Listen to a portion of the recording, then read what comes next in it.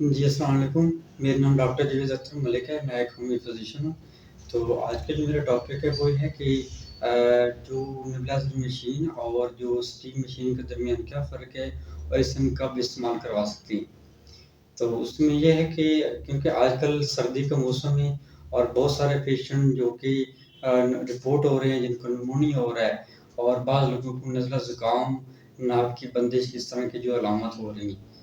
تو کیونکہ چھوٹے اور بڑے شہروں میں بہت سارے پیشنٹ جن کے رپورٹ ہو رہے ہیں ہاسپٹل میں، پرائیویٹ کلینک میں، ہر جگہ جو کہ پیشنٹ کو اس طرح کے جو علامات تھے برونکائٹس سے، نمونیا اور نزلہ زکام کی، اس طرح کے جو آج کل وائرل فلو بہت زیادہ پھیلا ہوا ہے۔ تو اس کے لیے میں آپ کو بتاؤں گا کہ نیبولائزر مشین کب استعمال کروانی ہے اور اسٹیم مشین کب استعمال کروانی ہے۔ دیکھیے، نیبولائزر مشین تب ہم استعمال کروا سکتے ہیں جب کسی پیشنٹ کو نمونیا ہو یا ان کو کوئی برونکائٹس ہو، تو اس طرح کا، یعنی کہ بلو نیک کے نیچے جس کو بھی اس طرح کا کوئی پرابلم ہوتا ہے، نمونیا ہے، چیسٹ انفیکشن جسے ہم کہتے ہیں، اور برونکائٹس ہے، تو نیبولائزر مشین ہم اس صورت میں پیشنٹ کو استعمال کروا سکتے ہیں۔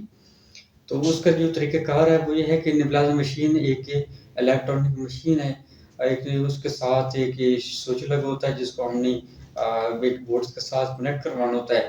تو مشین کے ساتھ ایک بریک سی نالی نکل رہی ہوتی ہے، اور نالی کے ساتھ ایک جو ہے نا ماسک ہوتا ہے، اور ماسک کے اندر ہم نے کچھ اس میں لیکوڈ اس میں ڈلوانا ہوتا ہے، اور کچھ اس میں میڈیسن بھی ہو سکتی ہیں۔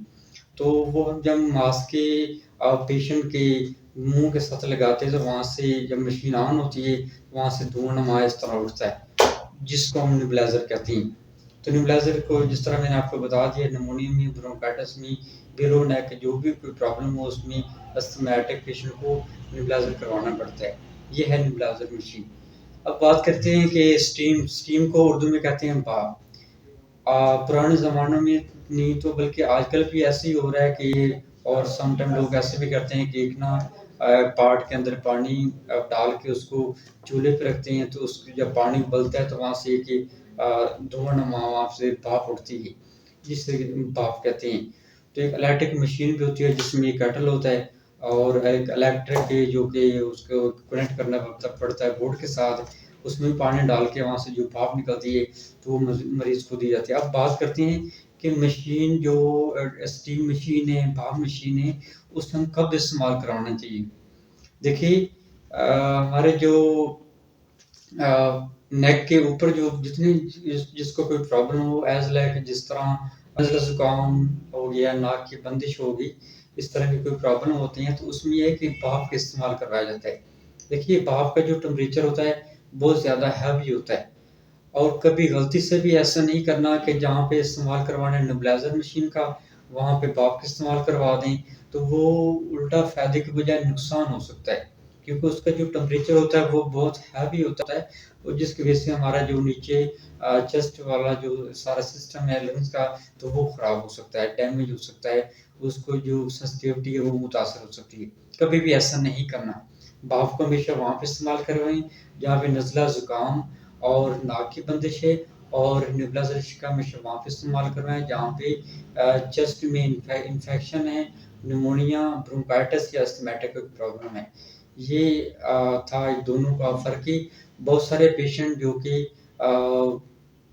جن کو اس غلطی کی وجہ سے، جن کے استعمال کا پتہ نہیں ہوتا، جس کی وجہ سے مریض کو سفر کرنا پڑتا سارا، تو یہ غلطی کبھی نہیں کرنی چاہیے۔ ہر چیز کو ایک سوچ سمجھ کے استعمال کروانا چاہیے۔ میرا میسیج ان پریکٹیشنر کے لیے بھی ہے جو کہ ریموٹ ایریا میں ہے، جن کو اس چیز کا نالج نہیں ہے، تو وہ بھی کائنڈلی اس چیز کو اپنے ذہن میں رکھیں کہ نیبولائزر مشین کا کب استعمال کروانا ہے اور بھاپ مشین کا کب استعمال کروانا ہے۔ تو یہ تھا میرا آج کا ٹاپک ہے۔ اگر آپ کو ویڈیو اچھی لگی ہو تو ویڈیو کو لائک کریں، اور اس کے علاوہ اگر آپ کا کوئی بھی سوال ہے تو آپ کمنٹ باکس میں لکھیے تاکہ میں آپ کا اس کا جو جواب ہے ویڈیو کی صورت میں دوں گا۔ شکریہ۔